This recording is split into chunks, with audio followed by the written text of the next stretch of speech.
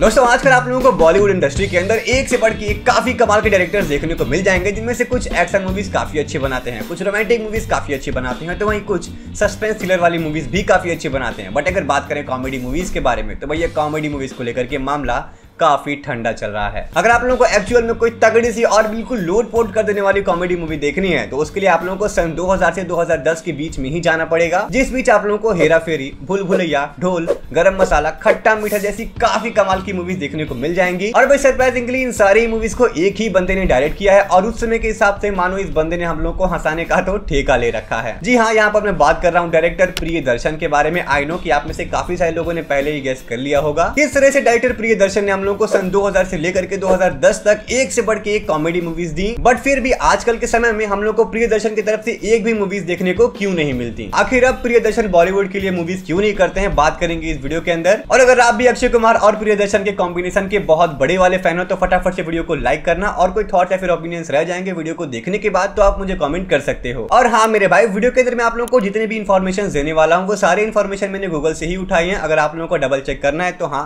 कर सकते हो, और उसके बाद भी अगर मुझसे कोई गलती हो जाती है तो माफ करना यार, इंसान ही हूं।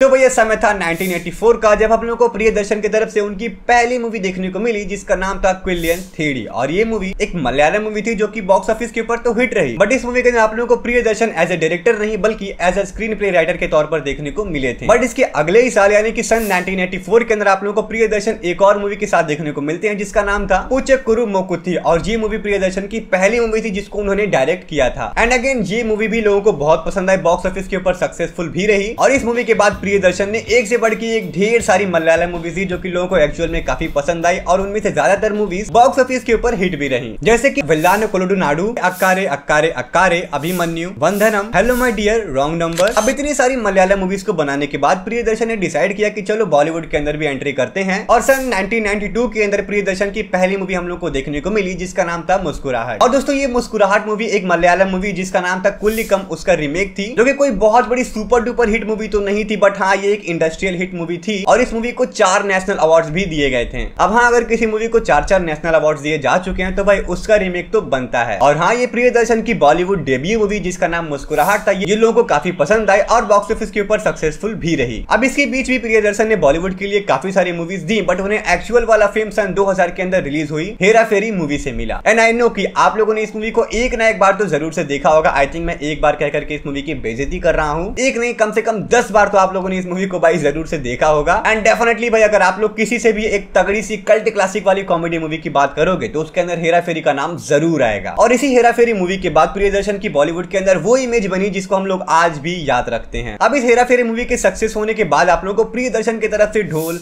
खट्टा मीठा, भूल भुलैया, गरम मसाला, चुप चुप के, हलचल जैसी एक से बढ़ के एक कॉमेडी मूवीज देखने को मिली। और इसके अलावा भी कई सारी कॉमेडी मूवीज आप लोगों को देखने को मिली जो कि लोगों को बहुत पसंद आई, और जिनमें से ज्यादातर मूवीज बॉक्स ऑफिस के ऊपर हिट भी रही। अब तक प्रियदर्शन बॉलीवुड के अंदर एक काफी बड़ा नाम बन चुके थे। और अगर आप लोग अक्षय कुमार को बॉलीवुड के अंदर कॉमेडी किंग मानते हो तो कहीं ना कहीं उसके पीछे प्रियदर्शन का एक बहुत बड़ा हाथ है। इवन अक्षय कुमार ने एक इंटरव्यू के दौरान इस चीज को एक्सेप्ट भी किया था कि वो खुश नसीब है कि प्रियदर्शन ने उन्हें हेरा फेरी मूवी ऑफर की। अब हाँ, सन 2000 से लेकर के 2010 तक आप लोगों को प्रियदर्शन की एक से बढ़ के एक सक्सेसफुल कॉमेडी मूवीज देखने को मिली, बट उसके बाद क्या भाई, सन 2010 के बाद से मानो प्रियदर्शन का एक बिल्कुल अजीब सा ही डाउनफॉल शुरू हो गया। 2010 के बाद से आप लोगों को प्रियदर्शन की बिल्लू, तेज, आक्रोश, बम बम बोले, कमाल धमाल, माला माल, हंगामा 2 जैसी मूवीज तो देखने को मिली, बट इन मूवीज को लोगों ने उतना पसंद नहीं किया। अब हाँ, प्रियदर्शन के इस डाउनफॉल में इरफान खान और शाहरुख खान वाली वो बिल्लू मूवी कैसे फ्लॉप हो गई मुझे उसके बारे में कोई आइडिया नहीं है, क्योंकि भाई मेरे हिसाब से ये बिल्लू मूवी एक बिल्कुल ही बेहतरीन मूवी थी जिसके अंदर आप लोगों को इमोशंस और कॉमेडी बिल्कुल नेक्स्ट लेवल की देखने को मिलते थे। और हाँ, शायद से मैं इस बिल्लू मूवी के ऊपर एक डेडिकेटेड वीडियो करूंगा कि यार इतनी अच्छी मूवी होने के बाद भी ये मूवी फ्लॉप कैसे हो गई। दोस्तों अगर देखा जाए तो ये अप्स एंड डाउन्स वाला सिनेरियो हमें ऑलमोस्ट सारे ही लोगों के लाइफ में देखने को मिलता है, चाहे वो एक्टर हो, डायरेक्टर हो, सिंगर हो, प्रोड्यूसर हो, कोई भी हो। ऑलमोस्ट सारे ही लोग अपनी लाइफ में कभी ना कभी एक तगड़ा वाला डाउनफॉल तो जरूर से फेस करते हैं। और ठीक ऐसा ही प्रियदर्शन के मूवीज को लेकर के भी था, जहां पर 2010 के बाद उनकी एक के बाद एक कई सारी मूवीज फ्लॉप होते गई। एंड नो डाउट उनमें से कई कई सारी मूवीज बहुत अच्छी थी जो कि एटलीस्ट फ्लॉप तो डिजर्व नहीं करती थी,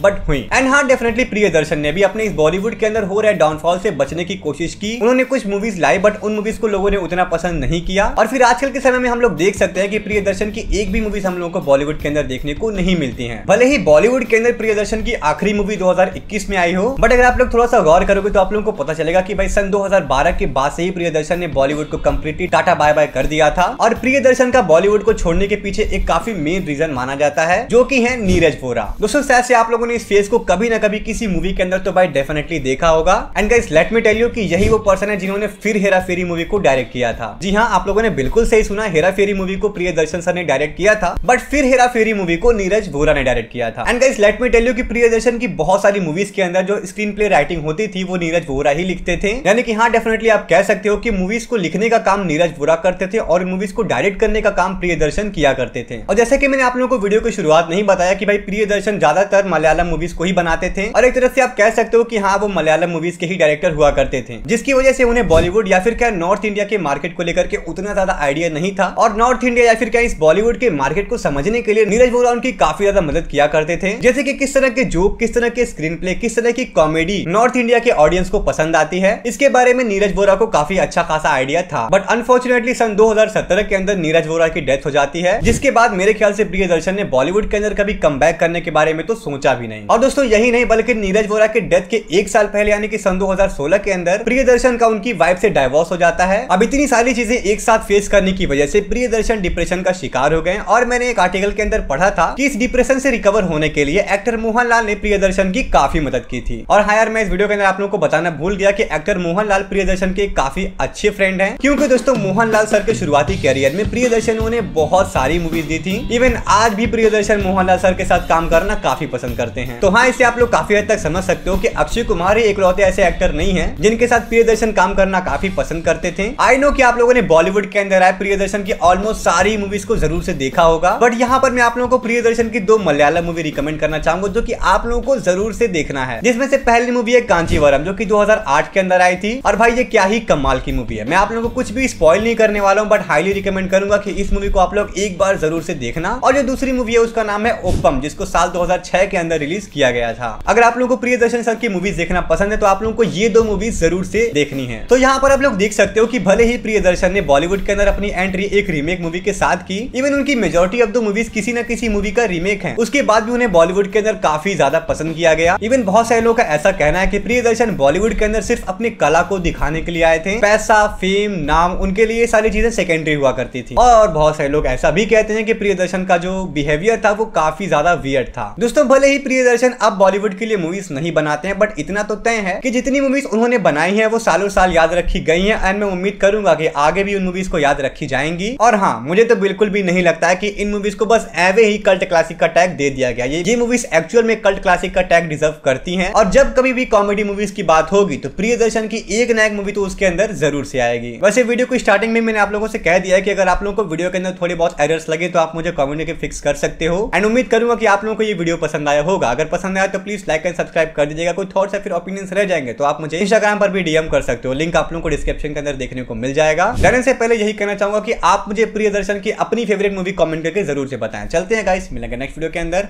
थैंक्स फॉर वॉचिंग।